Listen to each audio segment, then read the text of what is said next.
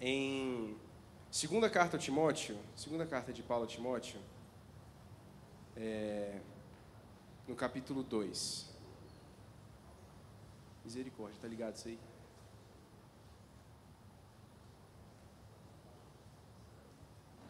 Pessoal da mídia, o tema da minha mensagem de hoje é fonte e não dreno.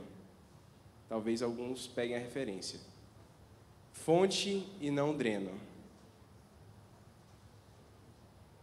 Deu para entender? Amém. 2 Timóteo, aí ficou bom o microfone. 2 Timóteo, capítulo 2, versículo 1. Não? Ixi, então vai ter que ser na Bíblia mesmo, gente. A gente é mal acostumado por isso aí, né? Mas todo mundo está com a Bíblia aí, amém? Amém. Se você tiver na Bíblia no celular, eu estou na NAA, se você quiser mudar a versão, para acompanhar junto comigo. Diz assim: quanto a você, meu filho, fortifique-se na graça que há em Cristo Jesus.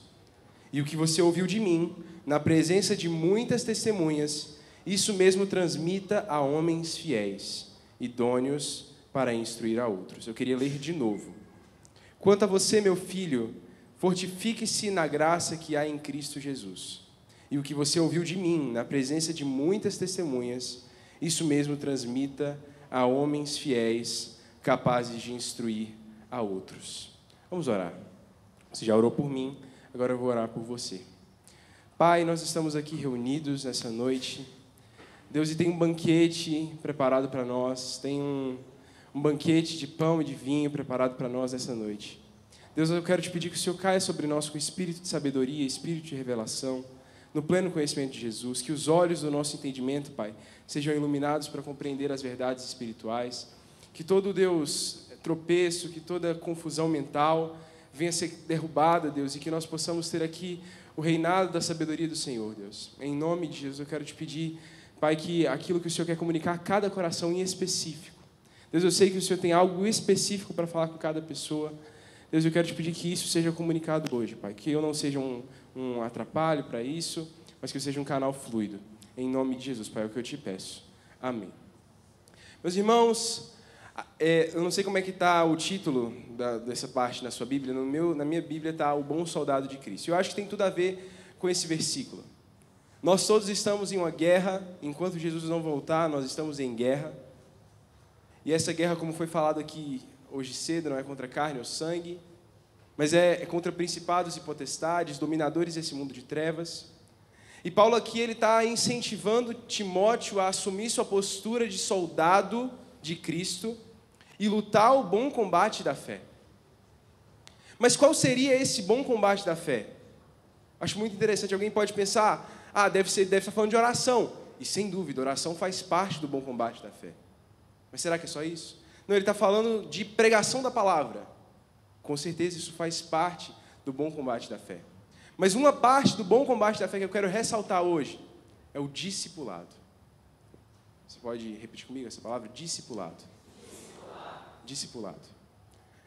Paulo, ele começa no capítulo 1, na verdade não começa no capítulo 1, ele no capítulo 1, versículo 15, ele fala sobre um evento que aconteceu na província da Ásia. O que aconteceu na província da Ásia? Uma debandada geral. Muitos cristãos que antes o acompanhavam, agora o haviam abandonado. Eu queria que a gente lesse o versículo 15 do capítulo 1 de 2 Timóteo. Diz assim: você deve estar ciente de que todos os da província da Ásia me abandonaram. Entre eles estão Fígelo e Hermógenes. Só até aqui. Amém. Meus irmãos, imagina o tamanho da província da Ásia. A gente não tem real dimensão. Assim, se você fizer um estudo, provavelmente você vai encontrar, mas aqui no texto não tem real dimensão de quão grande é essa província da Ásia, mas deve ser muito grande. E dizer que todos daquele lugar o abandonaram. A Ásia é um lugar que Paulo gastou muito tempo pregando o evangelho naquele lugar. Ele gastou muito tempo e muita energia pregando o evangelho para aquelas pessoas. E ele chega à conclusão no final da sua vida, porque aqui, eu não sei se você sabe, 2 Timóteo, nós estamos no final da vida de Paulo. Nós estamos já nos finalmente. E E quando Paulo, no final da sua vida, ele chega à conclusão de que todos da província da Ásia haviam abandonado, você pode pensar, talvez esse homem seja descrente do poder do discipulado. Porque todas essas pessoas com quem ele investiu tempo, recursos, energia, agora o deixaram de lado. Mas é o contrário disso. Ao final da sua vida, mesmo tendo em mente que o discipulado pode não ser, muitas vezes, não pode ter tanto retorno quanto se espera, ele entende que aquilo que Jesus fez com os seus 12 discípulos deveria ser feito até hoje por nós, por mim, por você, e nesse caso aqui por Timóteo. E ele começa dizendo: meu filho, o que você ouviu de mim na presença de muitas testemunhas, transmita a homens fiéis, idôneos para instruir a outros. Parte da batalha pela fé do Evangelho tem a ver com o discipulado. Paulo sabia disso. Foi por isso que ele transmitiu isso a Timóteo. Aqui nessa noite podem haver dois tipos de pessoas. Aquelas que precisam se fortificar na fé e na graça. E aquelas que já estão fortes e agora precisam transmitir isso a outras pessoas. Eu queria começar falando sobre essa primeira parte. Porque muitas vezes eu vejo pessoas, logo no início da sua caminhada cristã, e não é que seja errado que um novo convertido pregue o Evangelho a outras pessoas, não é errado. Mas eu vejo, às vezes, quase que uma ambição. Assim, nossa, eu tenho que criar um discípulo, eu tenho que formar alguém. Mas talvez essa pessoa esteja, na verdade, precisando se fortalecer na graça do Senhor. Se fortalecer primeiro para, então, poder discipular alguém. E é isso que é a primeira coisa que Paulo fala a Timóteo: meu filho, fortifique-se na graça que há em Cristo Jesus. Nós precisamos estar fortes para poder fortalecer outras pessoas. Tem uma imagem, eu estou usando um pouco fora de contexto aqui, mas uma imagem que eu lembro que minha mãe conta que o pai dela falou com ela. Ele falou assim: minha filha, se tem uma pessoa caindo de um precipício e você tem que puxar ela, qual que é mais fácil? Ela te puxar para baixo ou você puxar ela para cima? É mais fácil ela te puxar para baixo. Por isso nós, quando decidimos puxar pessoas de precipícios, quando nós decidimos nos lançar essa missão honrosa de tirar pessoas do buraco, é necessário que nós sejamos o quê? Fortes. E eu fico imaginando, você pensa, fortes é o poder de Deus, mas ele fala fortes na graça. Fortes na graça que há em Cristo Jesus. Isso quer dizer pelo menos duas coisas, meus irmãos. A primeira coisa que isso pode querer dizer, na verdade, que quer dizer, é nos fortalecermos no entendimento da graça. No quanto a gente conhece sobre a graça de Cristo Jesus. Não é à toa que Paulo, no capítulo 3, no versículo 14, se você puder correr ali, Paulo dá uma orientação ao seu filho Timóteo. Ele diz: quanto a você, permaneça naquilo que aprendeu e em que acredita firmemente, sabendo de quem você o aprendeu. E que desde a infância você conhece as sagradas letras que podem torná-lo sábio para a salvação pela fé em Cristo Jesus. Toda a Escritura é inspirada por Deus e útil para ensino, para repreensão, para correção, para a educação da justiça, a fim de que o servo de Deus seja perfeito e perfeitamente habilitado em toda boa obra. Meus irmãos, Paulo está dizendo: lembra daquilo que você ouviu da sua mãe e da sua avó. É claro que ele fala isso em outro momento, da mãe e da avó, mas ele fala aquilo que você ouviu desde a sua infância, das sagradas letras. Permaneça nisso. Permaneça nisso. Por que ele fala isso? Porque é uma tendência natural que nós nos distanciemos dessas verdades se nós não nos lembrarmos constantemente delas.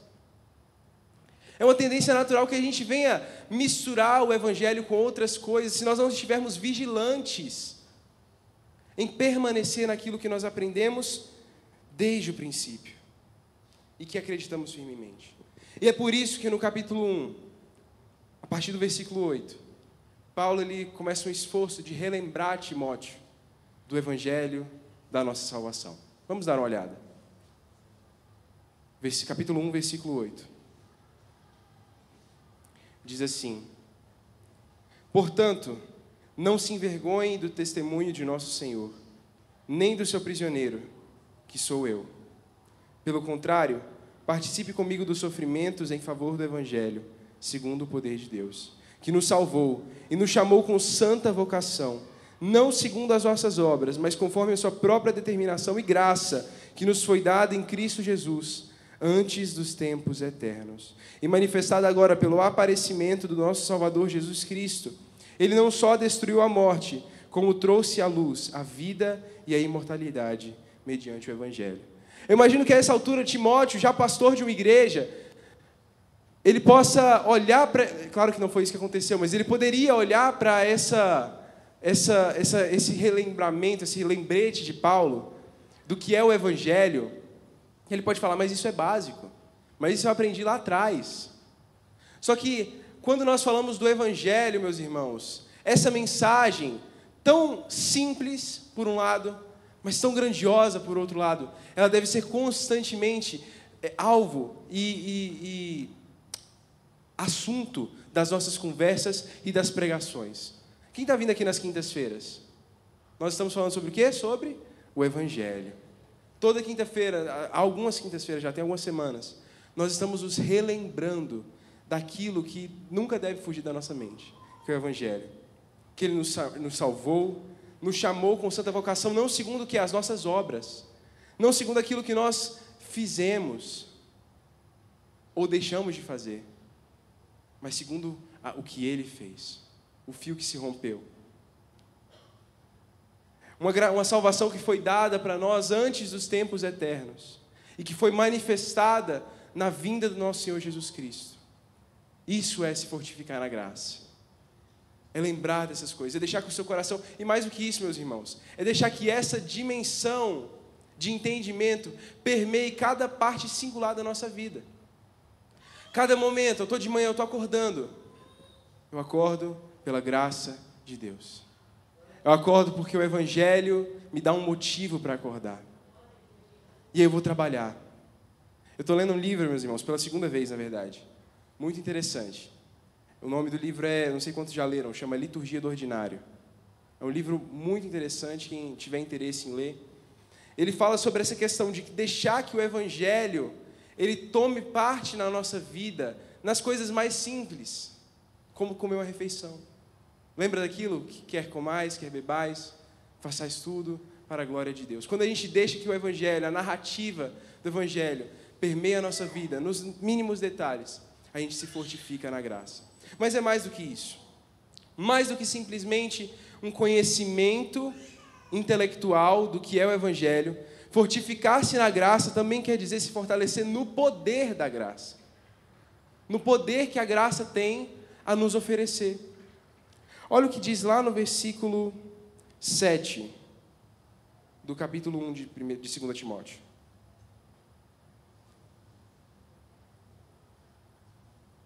Porque Deus não nos deu espírito de covardia, mas de poder, de amor e de moderação. Deus não nos deu espírito de covardia, mas de poder, de amor e de revelação. Timóteo, a essa altura do campeonato, provavelmente já sabia. E Paulo queria lembrá-lo disso, de que não dá para batalhar como um bom soldado de Cristo na força do próprio braço. E é por isso que ele precisava se fortificar, se fortalecer no poder da graça de Deus. E que poder é esse? É um poder, ele diz assim, o Espírito que Deus nos deu, melhor dizendo. O Espírito que foi derramado sobre nós. Sobre a igreja foi derramado um Espírito, meus irmãos. Sobre mim e sobre você. O mesmo Espírito que fez Sansão rasgar um leão em duas partes. O mesmo Espírito que fez Elias, correr mais que uma carruagem. Elias, alguém Foi Elias. Correr mais que uma carruagem. O mesmo Espírito que agiu sobre Davi, fazendo ele compor salmos lindos, é o mesmo Espírito que está sobre mim e sobre você. É um Espírito que nos dá poder. Por isso nós não tememos as trevas, meus irmãos. Por isso nós não tememos as investidas de Satanás. É por isso que nós, ao sentirmos um peso espiritual no momento da oração, nós voltamos e oramos de novo com toda a confiança, porque Deus é Deus de poder, e Ele nos dá esse poder para lutar contra o inimigo. Deus é um Deus de poder, e Ele nos deu desse poder. Também é um espírito de amor, porque, quer você saiba ou não, para amar é necessário uma graça divina. Amar não é algo natural do ser humano. Não mais, pelo menos. Depois da queda, nós fomos impelidos pela nossa natureza pecaminosa a não amar, a odiar. É isso que é mais natural para nós. E é por isso que Deus precisa nos dar desse poder dEle, dessa graça dEle, para que nós reaprendamos a amar. O amor é um dom. É um dom que vem de Deus. É um dom que vem de Deus para nós. Sabe, irmãos, não pense que quando você... Nós ultimamente temos tido várias campanhas, né? De arrecadação, teve da caixa de bombom, teve daquela família também que a mãe morreu e aí os filhos ficaram sozinhos e alguns irmãos se juntaram para ajudar. Tivemos algumas campanhas recentemente. E não pense que é uma ação simples quando você decide meter a mão no seu bolso e ajudar. Sabe por quê, meus irmãos? Porque você está fazendo algo que é contra a sua própria natureza quando você faz isso. É contra a minha e a sua natureza sair do nosso individualismo e ajudarmos. É contra a minha e a sua natureza sair da nossa caixinha e decidirmos abençoar. Mas quando nós fazemos isso, é pelo poder de Deus que o fazemos. É pelo poder de Deus que está em nós, que nos incentiva e nos ajuda a amar. É um espírito de poder e um espírito de amor. Mas também é um espírito de moderação. O que quer dizer isso? Quer dizer, meus irmãos, que se Deus nos deixasse soltos, entregues a nós mesmos, nós estaríamos perdidos. Mas Ele nos dá um espírito de moderação, para que nós possamos andar de acordo com aquilo que Ele quer que nós façamos, fazer aquilo que Ele quer que nós façamos. O espírito de moderação. Meus irmãos, e quando Paulo ele fala isso é porque ele sabe que sem esse poder, sem esse amor e sem essa moderação, Timóteo jamais poderia cumprir a próxima missão que ele estaria falando. Ele precisava se fortalecer nisso, para então cumprir a missão de o que você ouviu de mim, na presença de muitas testemunhas, isso mesmo transmita a homens fiéis, idôneos para instruir a outros. Timóteo havia ouvido Paulo falar na presença de muitas testemunhas sobre as verdades do Evangelho. Ele havia acompanhado o trabalho de Paulo de perto. Ele havia acompanhado aquilo que Paulo fazia, aquilo que Paulo pregava, aquilo que Paulo ministrava. Ele foi, de fato, aqui, Paulo ele sempre se refere a Timóteo como seu filho. E o filho anda para onde o pai vai, principalmente quando ele é mais novo. Para onde o pai está indo, ele vai. Timóteo era assim. Para onde Paulo ia, ele ia também. Ele ouvia qual era a mensagem de Paulo. E Paulo está dizendo agora para ele: meu filho, isso não pode morrer em você. Isso não pode morrer em você. Nós não podemos, e aí eu entro no tema da mensagem. Quantos aqui assistiram o filme A Forja? Bastante gente. Ficou muito, enquanto eu preparava essa mensagem, ficou muito gravada na minha mente a imagem que eu esqueci o nome deles, mas que o mais velho falava para o mais novo. Ele falava assim: você tem que ser fonte e não dreno. Sabe por quê, meus irmãos? Porque o natural para nós é sermos drenos. É virmos aqui domingo após domingo. Quantos anos nós temos de crente? Virmos aqui domingo após domingo. Ouvirmos uma palavra abençoada. Ouvirmos as verdades do Evangelho e simplesmente drenarmos. Aquilo vai tudo para dentro, entra por um ralo, ninguém sabe para onde foi e não vai mais para ninguém. Mas o que Deus está nos incentivando e nos chamando essa noite é para sermos uma fonte. Para derramarmos aquilo que temos recebido na vida de outras pessoas.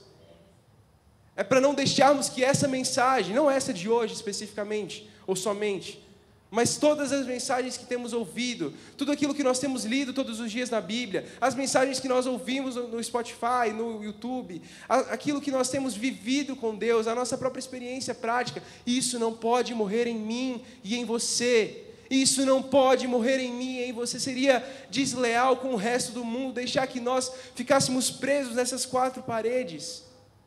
O Evangelho não está enclausurado, ele precisa ser transmitido. Era necessário que aquela mensagem fosse transmitida a outros. Quantas gerações tem aqui, meus irmãos? Não sei se vocês pararam para pensar. O que você ouviu de mim, ou seja, o que Paulo falou, e o que Timóteo ouviu. Só aí a gente tem 2 gerações. Na presença de muitas testemunhas, isso transmita a homens fiéis. 3 gerações. Capazes de transmitir a outros. 4 gerações de pessoas. 4 gerações de pessoas. 4 grupos diferentes. Paulo, Timóteo, homens fiéis que seriam capazes de instruir a outros. É a continuidade da obra do Evangelho. O Evangelho, meus irmãos, é como um fermento. Não foi isso que Jesus disse? Ele é como um fermento numa massa, que ninguém sabe exatamente como faz crescer, mas quando ele está lá, a massa cresce. É como um grão de mostarda, que é colocado na terra e ele é pequenininho, mas quando ele é colocado na terra, ele começa a germinar e se torna maior de todas as hortaliças.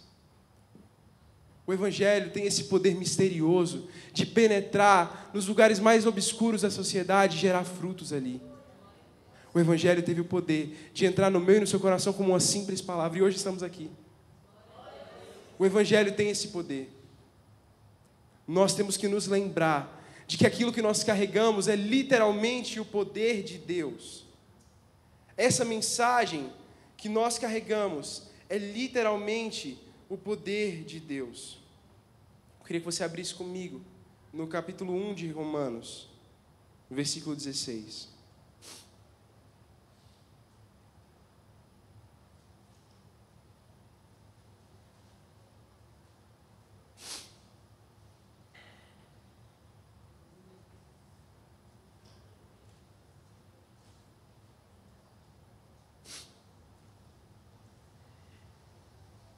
Diz assim: pois não me envergonho do Evangelho, porque é o poder de Deus, para a salvação de todo aquele que crê, primeiro do judeu e também do grego. Paulo está dizendo aqui: eu não me envergonho do Evangelho, dessa mensagem, porque ela não é que ela tem poder, meus irmãos, ela é o próprio poder de Deus para a salvação. É nessa mensagem que nós carregamos, que está contida em mim e em você, e não é isso que nós somos? Vasos de barro contendo um tesouro maravilhoso. É isso que eu e você somos. A excelência do poder não está em mim. Aí você pode falar: mas se dependesse de mim, eu jamais poderia alcançar uma vida, eu jamais poderia transmitir, eu sou embolado com as palavras. Pois é, mas não está em você. Nós somos simplesmente vasos de barro quebradiços. Nós somos vasos de barros frágeis, mas dentro de nós está um poder maravilhoso, um tesouro, e é nesse tesouro que nós depositamos a confiança. Sabe, meus irmãos, e eu não estou falando aqui simplesmente para você evangelizar um não crente. O Evangelho continua sendo o poder de Deus mesmo para aqueles que já foram salvos. Sabe, muitas vezes nós precisamos anunciar coisas novas às pessoas, mas muitas vezes também nós precisamos relembrar coisas antigas às pessoas. Nós precisamos relembrar aquilo que já foi falado uma vez para elas. Meus irmãos, quantas vezes, você que já leu a Bíblia toda, simplesmente por reler um texto, sua fé foi edificada? Sabe, nós temos que parar de ter medo de anunciar aquilo que nós temos vivido com Deus. Eu não estou falando aqui para você entrar numa loucura de abrir um canal no YouTube, não que você não possa fazer isso, pode também. Mas abrir um canal no YouTube, ou então começar a falar no Instagram, não é só isso. Mas às vezes você chega no seu trabalho para aquele seu amigo crente, e você fala um versículo que tocou o seu coração com ele, e aquilo faz toda a diferença na vida daquela pessoa. Meus irmãos, nós temos que fazer discípulos. Só que eu queria abrir um parênteses quando eu falo de fazer discípulos. Por mais que a gente tenha aí várias... Eu não vou entrar no mérito de descredibilizar qualquer pessoa que crê assim, mas existem pessoas que falam assim: são os meus discípulos, as pessoas do meu discipulado. Eu tenho 5 discípulos, eu tenho 10 discípulos, eu tenho 12 discípulos. Meus irmãos, existem 2 coisas que a gente precisa pensar quando a gente fala sobre isso. Primeiro, o discipulado não é centralizado no discipulador. O discipulado é centralizado no discípulo. O que isso quer dizer? Vou te dar um exemplo para ficar bem claro. Elias e Eliseu. Elias foi um homem cheio de Deus, sim ou não? Na verdade, a Bíblia diz que ele andava diante da face de Deus. Eu não sei o que é isso, Mas ele dizia, assim diz o Senhor, diante de cuja face estou. É muita coisa. O cara era poderoso. E aí ele então recebe uma orientação de Deus de que ele deveria discipular um homem chamado Eliseu. E ele vai até Eliseu, joga a sua capa sobre ele e começa a trazê-lo para perto. E Eliseu ele servia água para o profeta, ele começava a andar junto com o profeta, ele ia para onde o profeta ia. E um dia, quando Elias sabia que estava perto a hora da sua recolhida, quando ele sabia que estava perto o fim da sua vida, não que ele tenha morrido, ele foi arrebatado, mas era o fim da sua vida aqui na terra, ele pergunta para Eliseu, o que você quer? Como um bom discipulador, ele sabia que era obrigação dele prover para o seu discípulo, e ele pergunta uma última vez, o que você quer? E aí ele responde o quê? A porção dobrada do seu espírito. Às vezes a gente lê isso e não tem dimensão do que ele está pedindo. Basicamente o que ele está pedindo é, eu quero ser 2 vezes maior do que você. Eu quero fazer 2 vezes mais do que você já fez. Isso poderia escandalizar muitas pessoas hoje. Mais do que eu? Manchar o meu legado? Não. Você não vai ser mais que eu. Você é meu discípulo. A ordem lógica das coisas, né? O discipulador é maior do que o discípulo. Você não vai ser maior do que eu. Mas foi isso que Elias fez? Ele disse, isso não cabe a mim. Se você vir o meu manto cair quando eu for levado, você vai fazer 2 vezes mais do que eu. Você vai ter porção dobrada do meu espírito, melhor dizendo.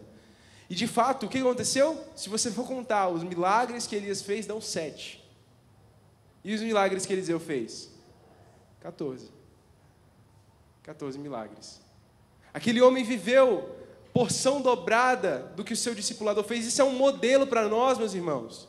Sabe uma coisa que eu sempre ouvi lá em casa? Meus pais, eles sempre falavam e falam ainda isso para mim. Eles dizem, eu quero que você e a sua irmã vão muito mais longe do que nós. Esse é o coração do discipulador. O coração do discipulador, ele não quer ser maior do que o seu discípulo e ter os seus servinhos ao seu redor para poder fazer o que ele quer. Ele quer que aqueles que ele acompanhe, aqueles a quem ele acompanha, ele quer que eles vão muito mais longe, que eles sejam muito mais poderosos, que eles tenham muito mais palavra, que eles possam alcançar muito mais pessoas. É nisso que está o discipulado, não é centralizado no discipulador. E até porque, meus irmãos, a segunda coisa que eu queria falar, nós não fazemos discípulos para nós, nós fazemos discípulos para Cristo. Mateus 28, versículo 18.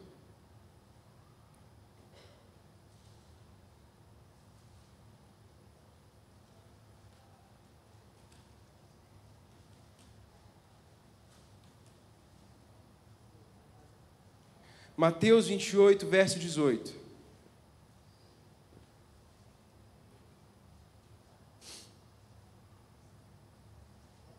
Diz assim, Jesus, aproximando-se, falou-lhes, dizendo, toda a autoridade me foi dada no céu e na terra. Portanto, vão e façam discípulos de todas as nações, batizando-os em nome do Pai, do Filho e do Espírito Santo, ensinando-os a guardar todas as coisas que tenho ordenado a vocês. E eis que estou com vocês todos os dias, até o fim dos tempos. Meus irmãos, discípulos para quem? Para Cristo. Façam discípulos para mim, é o que disse Jesus. Façam discípulos para mim, não é discípulos de vocês. Tanto é que mesmo sem ter um discipulador, os cristãos, antes de serem chamados de cristãos, eram chamados de quê? Discípulos. Mas discípulos de quem? De Jesus. Discípulos de Jesus. E como funciona esse processo? Primeiro, batiza em nome do Pai, do Filho e do Espírito Santo. E segundo, ensina a guardar todas as coisas que tem ordenado a vocês. Meus irmãos, a segunda parte é um pouco mais difícil. Batizar é até fácil, assim, né? Se a pessoa ela se convenceu dos seus pecados, se ela entendeu que Jesus é o melhor caminho para ela, ela vai querer se batizar, é uma ordem lógica. Só que ao longo do resto de toda a sua vida, aquela pessoa vai ter que lidar com conflitos internos, com dúvidas, com anseios, com pecados. E é necessário que exista alguém ali do lado dela. É necessário que exista alguém ali acompanhando essa pessoa, levando ela a um entendimento melhor. Uma pessoa que ensine a guardar todas as coisas que foram ensinadas por Jesus. Nós fazemos discípulos para Cristo. Meus irmãos, quando eu fui ver A Forja, é um filme muito bom. Assim, se você não assistiu, não sei se ainda está no cinema, mas assim, se você tiver a oportunidade de assistir, você pode assistir, eu recomendo. Mas uma coisa me indignou. Eu saí do cinema meio assim, a um primeiro momento, meio lutando contra os seus próprios pensamentos. Porque, vou contar um pouquinho da história só para contextualizar os irmãos. Tinha um adolescente, um jovem, melhor dizendo, que estava procurando emprego, mas ele tinha uma atitude horrível, ele era muito respondão, muito áspero. E aí ele senta assim numa empresa que ele estava procurando emprego, e aí entra um homem, ele está ali preenchendo a ficha para poder fazer a entrevista, e entra um homem na empresa. E aí esse homem, ele tenta puxar assunto com o adolescente, com o jovem, e o jovem dá uma resposta ríspida nele. E esse homem acaba se apresentando como o dono da empresa. E aí o jovem já pensa assim, não, perdi o emprego, né, não vou conseguir de jeito nenhum esse emprego. Eu tratei mal o dono da empresa, já rasgou assim a ficha de inscrição e foi saindo. No que ele foi saindo, aquele homem disse, o homem mais velho, ele disse assim, o dono da empresa, espera. Não, vamos lá. E ele deu uma chance para o menino, chamou o menino para perto, começou a conversar com ele, falou assim, você quer trabalhar? Quero. Então você vai vir aqui tal dia e você vai se encontrar comigo 2 vezes por semana para uma mentoria. Aí eu fiquei vendo aquilo, eu falei, gente, isso não acontece na vida real, não. Daquele mesmo, vocês não estão vivendo o mesmo mundo que eu. Não acontece. Se você é dono de uma empresa, alguém está querendo trabalhar lá, aí ele te trata mal, você ainda dá um emprego para ele e fala que vai chamar ele para a mentoria, gente, tem lógica isso. E eu saí de lá, esse filme é mentiroso, não tem cabimento. E aí o Espírito Santo, eu acredito que foi o Espírito Santo que falou ao meu coração, dizendo assim, tá bom, beleza, realmente isso é incomum. Mas e se um dono de empresa tiver vindo assistir esse filme, e no dia seguinte alguém for lá bater na empresa dele com essa atitude, será que ele não vai ter uma atitude diferente? O que eu estou querendo dizer, irmãos? Por mais que a gente ache um absurdo, muitas vezes, acreditar nas pessoas. Sabe, e é muito mais sério do que isso, na verdade. Porque você pode dizer uma coisa que talvez seja acertada. Você pode dizer assim, ninguém nunca acreditou em mim. Eu não tive esse dono de empresa que olhou para mim e disse que queria uma mentoria 2 vezes por semana. Não tive. Eu estou sozinho nessa. Eu tenho meus pastores, beleza, mas não tem ninguém que vem me acompanhar, vai todo dia na minha casa falar comigo. Não tem. Nunca tive. Pois é. Existe uma outra pessoa, em algum lugar do mundo, dizendo a mesma coisa. E você pode ser aquele que vai mudar a vida daquela pessoa. E fazer com que ela, já mudada, possa mudar a vida de uma outra pessoa. E o ciclo continua, é uma cadeia.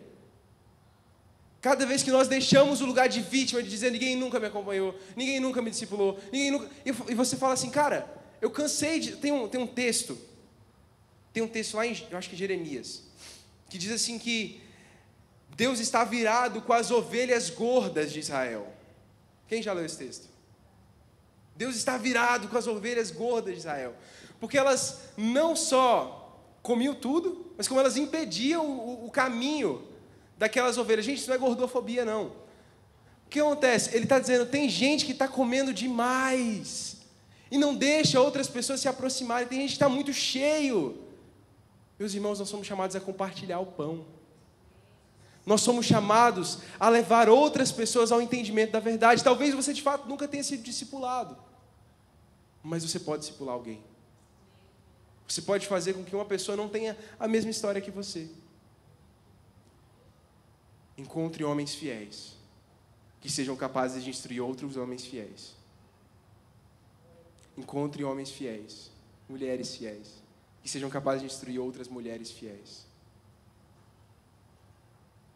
É uma reação em cadeia. Em quem você precisa acreditar hoje, meu irmão? Em quem você precisa acreditar? Sabe, a gente tem que tirar um pouco do peso dessa questão do discipulado. Sabe por quê? Porque quando a gente fala disso, você já começa a pensar assim, não, eu vou chegar na pessoa e vou falar assim, eu posso ser o seu discipulador. Sabe? Já enche o peito assim, você é seu discipulador. Meus irmãos, não. Vamos fazer de uma forma mais orgânica. Vamos fazer de uma forma mais natural. É assim, eu posso orar com você? Posso ir lá na sua casa fazer uma visita? A gente pode conversar? Ah, mas ela não quer me... Eu fui lá na casa da pessoa, ela não quis me contar nada da vida dela, ficou falando amenidades. Vai outra vez. E vai outra vez. E vai de novo. Ah, meus irmãos, nós precisamos insistir em pessoas. É um investimento arriscado. Mais arriscado que investir em ações, que pode não dar retorno. Jesus investiu tudo na vida de Judas e não deu retorno. Mas é um investimento que vale a pena. Sabe por quê? Porque se de 12, 1, se de 10, se de 20, 1 vingar, esse 1 vai chamar mais um. E esse outro 1 vai chamar mais um. Meus irmãos, entenda que eu estou falando aqui não só de evangelismo, tá? Eu não estou falando aqui só de você encontrar alguém na rua e pregar para ele. Eu estou falando aqui dentro da igreja. Você tem um amigo espiritual. Quantos aqui tem amigos espirituais, gente? Isso é muito sério. Ter um amigo espiritual, ser um amigo espiritual, se importar espiritualmente com a outra pessoa. A gente se encontra, faz churrasco, a gente se encontra, vê filme, a gente se encontra, faz tudo. Mas se você se importa espiritualmente com alguém, você está cuidando dessa pessoa. Tenha amigos espirituais, seja um amigo espiritual. Ah, mas vai pesar o clima quando eu falar de Deus aqui no meio do rolê e tal. Pois é, pesa o clima. Mas não deixa de falar. Não deixa de anunciar. Acredite em alguém. Sabe, meus irmãos, não tem nada mais poderoso do que o acreditar em alguém. Jesus pegou um bando de pescadores perrapados lá da Galileia. E hoje a gente lê as cartas deles. Os mais eruditos dos cristãos leem as cartas deles e estudam sobre o que eles falaram. Eles eram pescadores. Eles não tinham feito escola, como Paulo fez, por exemplo. E hoje os eruditos estudam sobre Pedro. Quanto vale acreditar em uma pessoa? Ver além do que ela é hoje. Ver o que ela pode se tornar. Nós somos chamados a isso. Nós somos chamados a isso. Para quem você pode transmitir algo de bom hoje? O que você tem para transmitir? Talvez você possa dizer, eu não tenho nada. Eu não tenho nada. E sabe qual é a realidade? Talvez você realmente não tenha nada. Corre esse risco. Mas aí você se fortifica. Você fala, eu vou me fortalecer. Eu vou me encher de graça, de palavra, de poder. E eu vou ajudar alguém. Meus irmãos, para quem nós podemos transmitir algo de bom hoje? Preservar o Evangelho não é guardar ele numa caixinha e falar, eu estou crendo aqui, com o meu Evangelho guardadinho aqui. O Evangelho é sobre perpetuá-lo em corações. Perpetuar o Evangelho em corações. Se a gente fosse comparar o Evangelho, ou a corrida do Evangelho, o combate da fé, com o esporte, ele não seria parecido com o UFC. Claro, por razões óbvias. Mas, assim, principalmente porque o UFC, como é que ele funciona? Você luta para defender o cinturão. Você está mantendo a sua posição. E você vai contra tudo e contra todos para permanecer naquela posição. Não é isso que é o Evangelho. O Evangelho ele é mais parecido com a corrida de bastão. Você corre um pouco e sabe que você não vai chegar lá, mas você entrega para alguém o bastão e fala, vai. Você entrega para alguém o bastão e fala, vai. Vai, porque eu não cheguei, mas você vai chegar. E aí essa pessoa, ela vai, e ela sabe que ela não vai chegar, ela entrega o bastão e ela fala, vai. Porque eu sei que eu não cheguei, mas você vai chegar. Até que alguém chega. De geração em geração, é isso que tem acontecido há 2000 anos, meus irmãos. Cada geração passando o bastão a outra geração. Dizendo, nós não chegamos, mas vocês vão chegar. Para quem nós vamos passar o bastão hoje? eu quero encerrar lendo com vocês o texto de Mateus 25.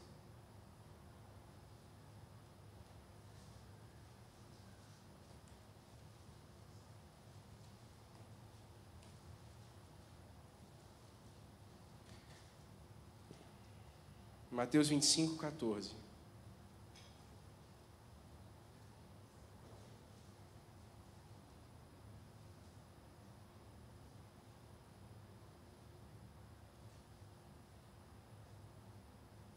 Diz assim: pois será como um homem que, ausentando-se do país, chamou os seus servos e lhes confiou os seus bens.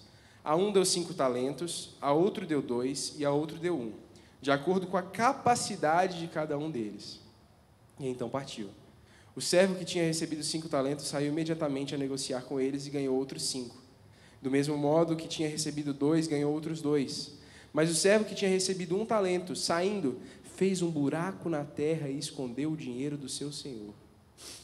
Depois de muito tempo, o senhor daqueles servos voltou para um ajuste de conta com eles.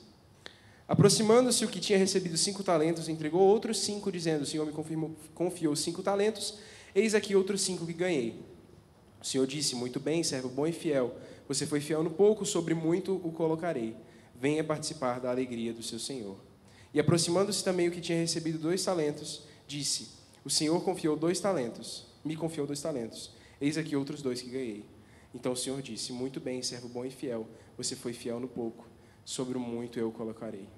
Venha participar da alegria do seu senhor.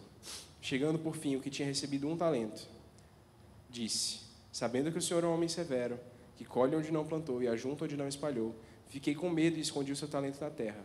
Aqui está o que é seu. Mas o senhor respondeu: servo mau e preguiçoso. Você sabe que eu colho onde não plantei e ajunto onde não espalhei? Então você deveria ter entregado o meu dinheiro aos banqueiros, e eu, ao voltar, receberia com juros o que é meu. Portanto, tirem dele o talento e deem ao que tem 10. Porque a todo o que tem, mais será dado, e terá em abundância. Mas a que não tem, até o que tem, ele será tirado. Quanto ao servo inútil, lancem-no para fora, nas trevas. Ali haverá choro e ranger de dentes. Meus irmãos, é muito interessante a gente pensar nisso, porque para cada um foi dado um número de talentos. E Deus conhecia a capacidade de cada um. Percebe que Deus não é um Deus que vai além das nossas capacidades e nos força a fazer algo que não é dentro da nossa capacidade de fazer. Não, Ele dá a cada um de acordo com o que aquela pessoa pode fazer. Ele dá a cada um de acordo com o que aquela pessoa consegue fazer. E quando Ele diz assim, que Ele deu àquele homem um talento, é porque Ele sabia que estava na capacidade dele render mais 1 talento. Estava na capacidade dele, por isso Ele deu o talento. Mas o que Ele fez? Ele escondeu aquele talento. Ele guardou aquilo. Porque Ele pensou: se eu guardar bem guardadinho, o meu Senhor não vai se irritar comigo. Mas Deus não nos chama para guardar. Deus nos chama para multiplicar. Para multiplicar. O que eu quero dizer aqui, meus irmãos? Não pense que essa obra é acima da sua capacidade. Ela não é. Deus sabe exatamente o que Ele te confiou. Deus sabe exatamente aquilo que Ele te deu nas mãos. Ele não te dá uma obra maior do que você possa suportar. Ele não me deu uma obra maior do que a que eu posso suportar. Isso é muito importante para a gente pensar, porque diante de tudo isso, quem nós vamos ser? Fonte ou dreno? Aqueles que guardam, escondem o talento que Deus nos deu num buraco na terra? Ou aqueles que vão e multiplicam esse talento? Quem nós vamos ser? Em quem você precisa acreditar hoje? Meus irmãos, para finalizar, fortifique-se na graça, no entendimento da graça e no poder da graça. Sem ela, tudo que você for passar para os outros vai ser vazio. Tudo que você for transmitir aos outros vai vir de você mesmo e não de Deus. Por isso, fortifique-se no entendimento e no poder da graça. E transmita aquilo que você tem ouvido e vivido a outras pessoas, que vão transmitir a outras pessoas. E assim, a gente perpetua o progresso do Evangelho. Vamos orar. Coloque-se de pé. Curve a sua cabeça.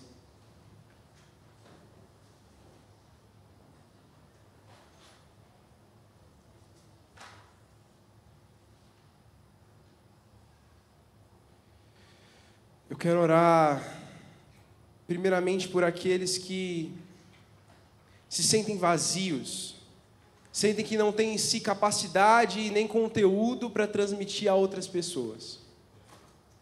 Se você é uma dessas pessoas, coloque a mão no seu coração.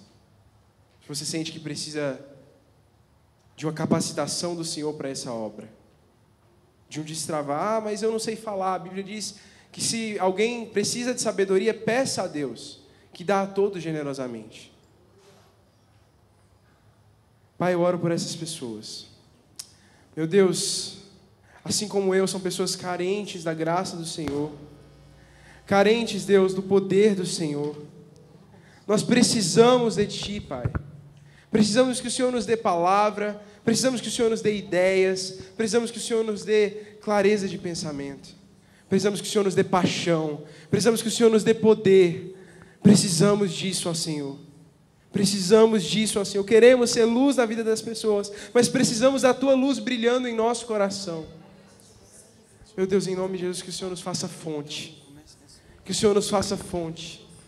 Que o Senhor nos faça, Pai, alcançar outras pessoas. Em nome de Jesus. Agora, eu quero orar por você, que tem vivido períodos de glória com Deus, de prosperidade com Deus, de vida com Deus, mas que agora precisa transmitir isso a outros. Coloque a mão no seu coração. Pai, nós sabemos que em nós não há nenhuma capacidade. Meu Deus, mas nós sabemos que existe um encargo colocado sobre nós: ide e fazei discípulos de todas as nações. Ide e fazei discípulos de todas as nações. Meu Deus, nós queremos ter parte no cumprimento dessa grande comissão. Nós queremos ter parte no cumprimento dessa grande comissão. Ô Espírito Santo, e eu quero te pedir, lembra, traz a memória agora, Deus, uma pessoa, para quem nós vamos mandar uma mensagem, ou vamos chamar para um café. Uma pessoa para quem nós vamos dar uma palavra de incentivo. Uma pessoa, lembra, Pai, lembra-nos de uma pessoa. Em nome de Jesus, Pai.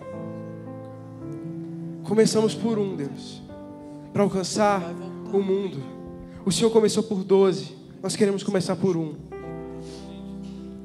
Meu Deus, em nome de Jesus, que a partir dessa noite, uma onda de cuidado, de amizades espirituais, de discipulados, Deus, de ensino, que venha varrer a nossa igreja, Pai, o nosso bairro, as nossas casas.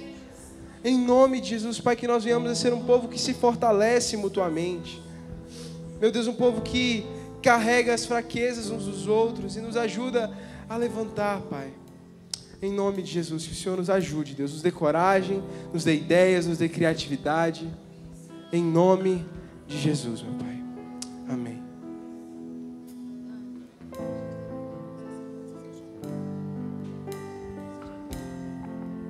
Aleluia. Irmãos, quantos estão dispostos a serem esses que vão cuidar um do outro? De uma maneira simples, de uma maneira muito sem dificuldades, sem muitas projeções. Às vezes ninguém vai saber o que você está fazendo. Eu achei tão tremendo hoje, lá na Assembleia, enquanto os irmãos falavam, né? Eles diziam assim: a gente quer ficar lá na Hebron, porque quando a gente vê o Jason pregando, né? Quando a gente vê o Rafael pregando, quando a gente vê o pastor, é palavra. E aí o pastor João chegou em casa e falou assim comigo: amor, eu me sinto tão feliz de saber que a palavra é mais relevante do que a pessoa. E ver outros sendo usados. Irmãos, isso traz muita alegria para o nosso coração. Isso que o Daniel falou é uma realidade para a nossa vida. Nós queremos ver cada um de vocês chegando muito mais longe. Chegando e vivendo os sonhos, os planos de Deus de uma maneira muito mais poderosa.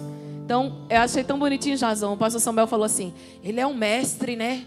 Aí a Rosane falou: é o filho da Nazira.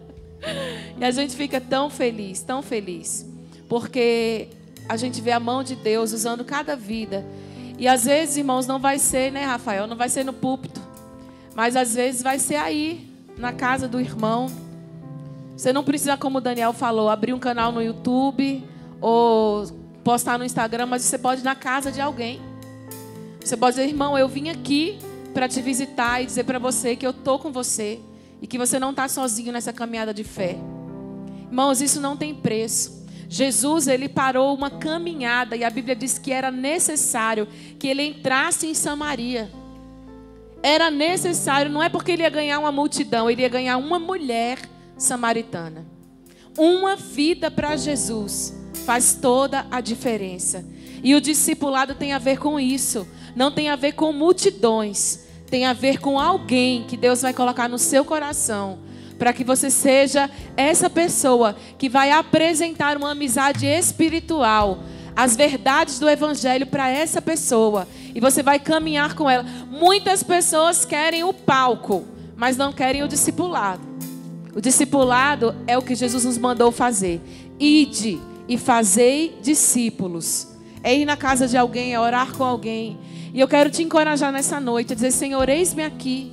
Às vezes você pensa assim, os meus talentos, os meus dons estão adormecidos. E às vezes não é isso. É que você está olhando para algo que Deus não está olhando. Deus está dizendo, olha, se levanta, faz alguma coisa.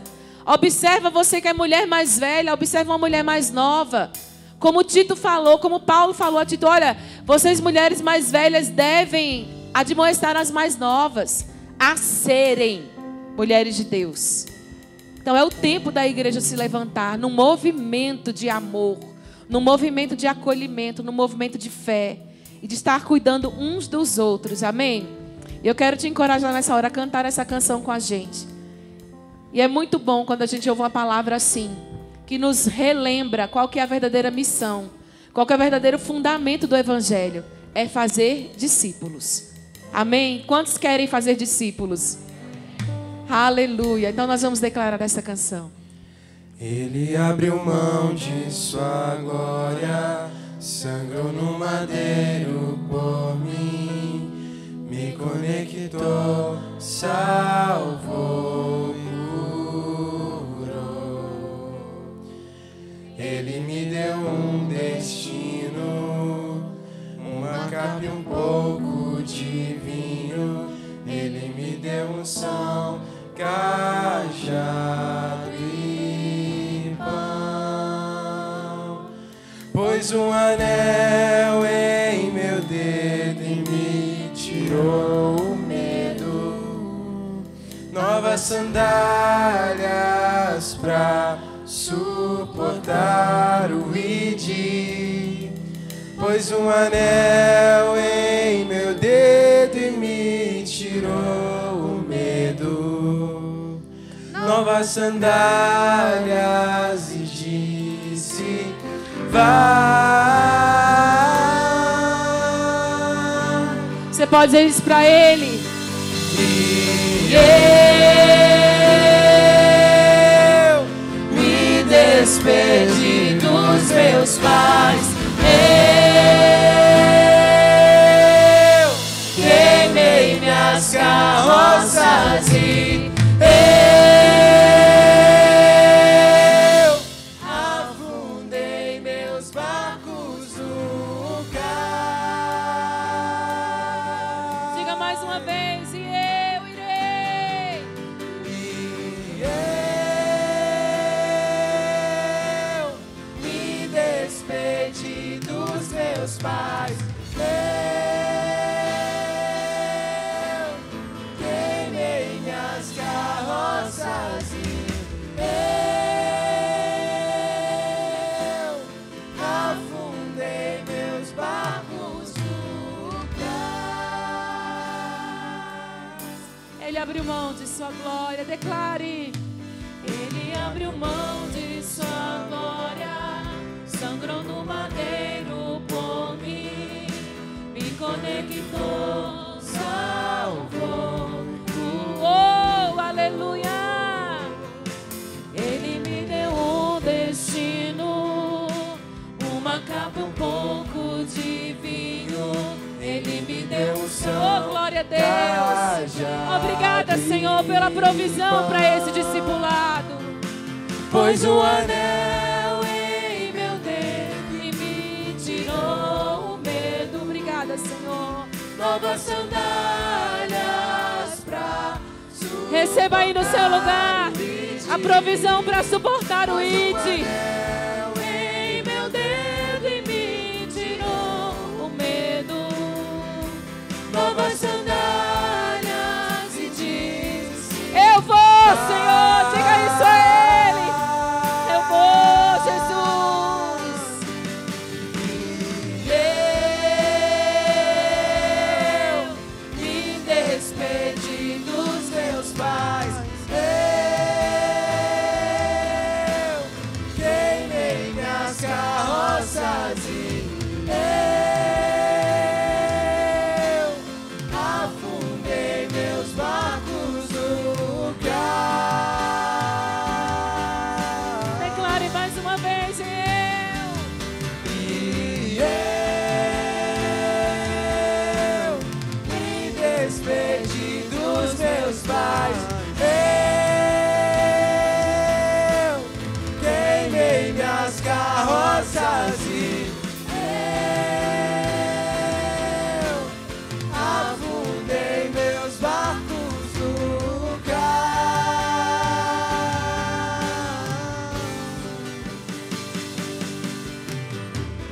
Pra onde eu irei se eu não tenho pra onde voltar? Só tenho você, Deus, palavra de vida eterna. Pra onde eu irei? Você pode dizer isso pra Ele.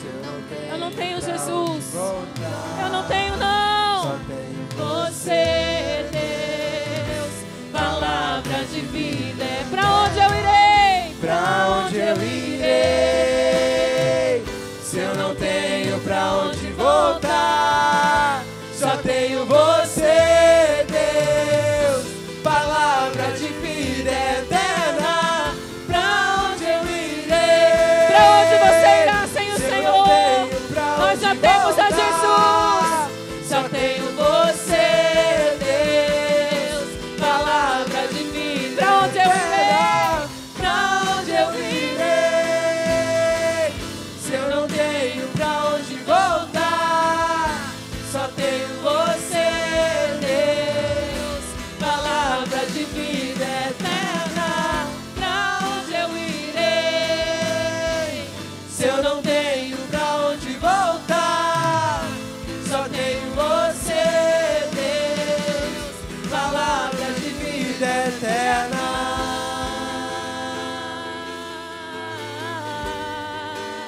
De vida eterna. Oh, pra onde nós iremos, Senhor? Pra onde nós iremos sem a Tua presença? Pra onde nós iremos sem a Tua presença? Pra onde nós iremos sem o poder do Teu Espírito? Pra onde nós iremos sem o Evangelho de Deus? Pra onde nós iremos, Senhor? Nós só temos a Ti.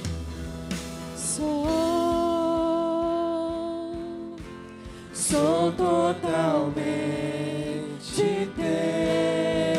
Você pode dizer isso a Ele. Eu sou totalmente Teu, Senhor. Fui encontrado Diga isso a Ele. pelo Eu fui encontrado Teu pelo Teu amor, amor. Senhor. Pelo Teu amor. Eu sou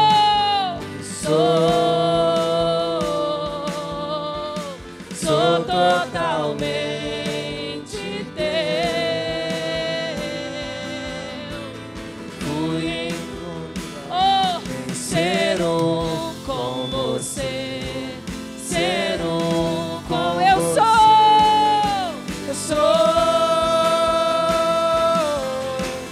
Sou totalmente teu. Fui encontrado pelo Teu amor, pelo Teu amor. Sou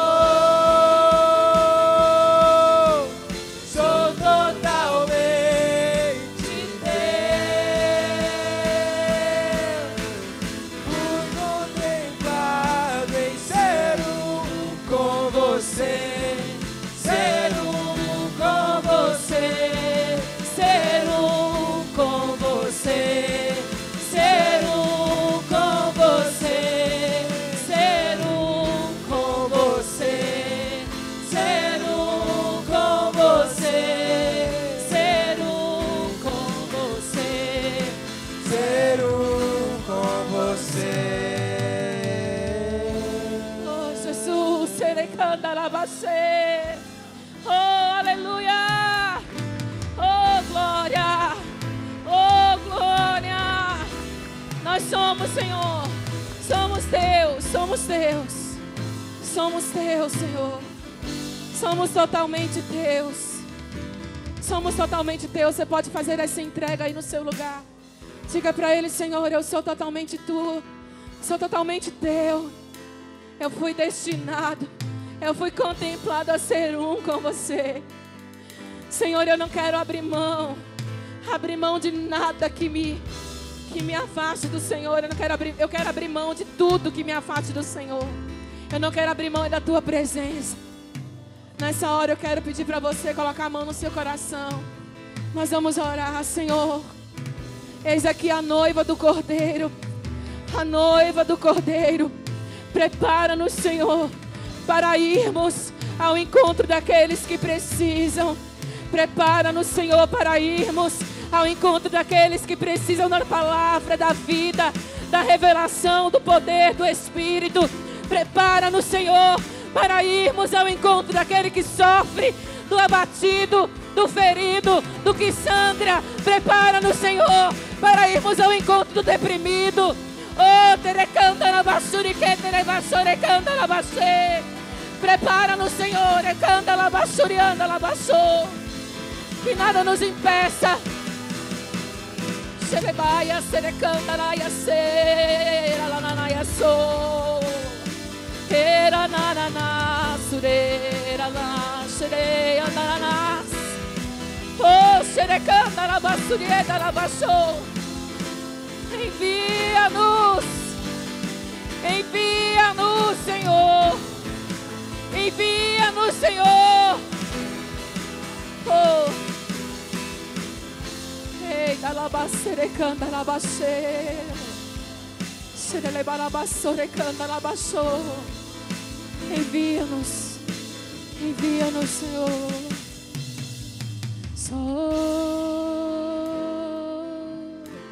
Sou totalmente Deus. Diga isso, igreja. Fui encontrado pelo Teu amor, pelo Teu amor, pelo Teu amor, pelo Teu amor. Aleluia. Glória a Deus. Aplauda aí, irmão, porque eu não posso, mas você pode. Glória a Deus. Aleluia. Aleluia. Aleluia. Irmãos, a gente está terminando, mas eu tenho 2 avisos a dar, rapidinho. Um é chamar o pessoal da sala de boas-vindas, que veio nos visitar hoje, o Renan. Aí a Regiane pode acompanhar o Renan. O Derivaldo, a sua esposa, pode acompanhar o Derivaldo. A Cláudia, Solange, a Ana Beatriz e o Lucas. Deus abençoe a vida de vocês. Nós temos também hoje, preste atenção, nós temos uma cantina. Quem dá glória a Deus por isso? Irmão, não deixe de comprar o hambúrguer que está caprichado. O pessoal do Aliança está preparando aí uma formatura abençoada. E nós temos para terminar em pé, assim como você está. Vou pedir para o pessoal apagar a luz. Nós temos o vídeo. Nós tivemos aí a Semana da Reforma Protestante. E nós vamos encerrar assistindo um vídeo da Reforma. Imagine que você congrega em uma igreja, que para obter o perdão do Senhor, você precisa pagar uma certa quantia. Mas deixa eu te contar um segredo. Quanto maior o valor, maior o seu perdão. Além disso, você não poderá ler a Bíblia e ficará sob domínio abusivo de uma autoridade religiosa. Como você se sentiria nessa situação? Lutero, um grande teólogo alemão, inconformado com essa situação e tendo uma crise a respeito de sua salvação, teve uma revelação em Romanos 1,17, que diz assim: o justo viverá pela fé. E foi assim que começou a reforma.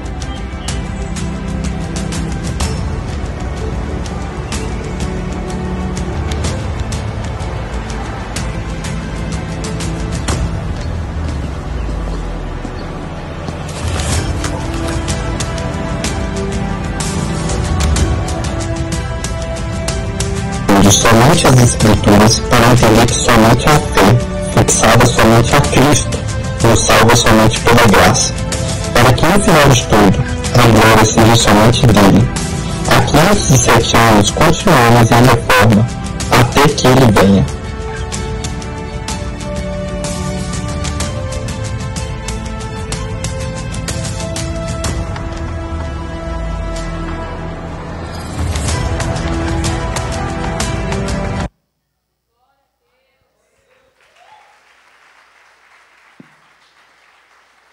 Amém, glória a Deus. Levante suas mãos, irmãos.